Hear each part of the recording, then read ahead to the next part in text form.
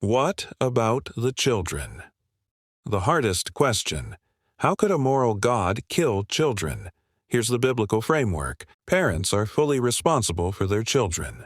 Legally, ethically, morally, spiritually, children bear the consequences of their parents' decisions. Not eternal condemnation, but temporal results. When parents choose wickedness, their children suffer those consequences. But here's God's mercy. Matthew 19-14. Let the little children come to me, for of such is the kingdom of heaven. Matthew 18:10. Their angels always see the face of my Father.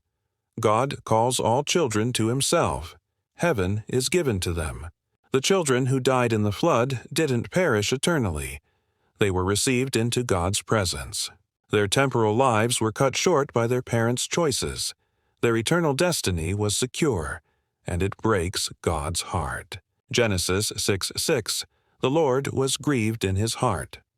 The grief wasn't just about the wicked. It was about the children. The innocents caught in consequences of their parents' rebellion. The real moral weight falls on the parents. They saw supernatural evidence. Animals gathering peacefully. They heard Noah preach. They watched the ark being built. They knew judgment was coming, and they chose to doom their children anyway. They could have repented, could have walked into the ark, could have saved their children's temporal lives. But they refused, and God gave them one final chance. Genesis 7:4-10. After Noah's family entered, God waited 7 more days before sending rain. The door was still open. 1 more week for any parent to look at their children and say, I can't let this happen.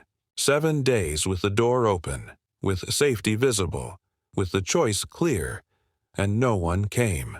That's fullness. God waited 7 days past any reasonable timeline, with the door literally open. And humanity chose to keep their children outside. The question isn't, how could God? The question is, how could the parents? How could they see all the evidence and still refuse to save their children? God didn't kill children arbitrarily. Parents' choices killed them temporally. And God, in his mercy, received them eternally. That's what grieves his heart.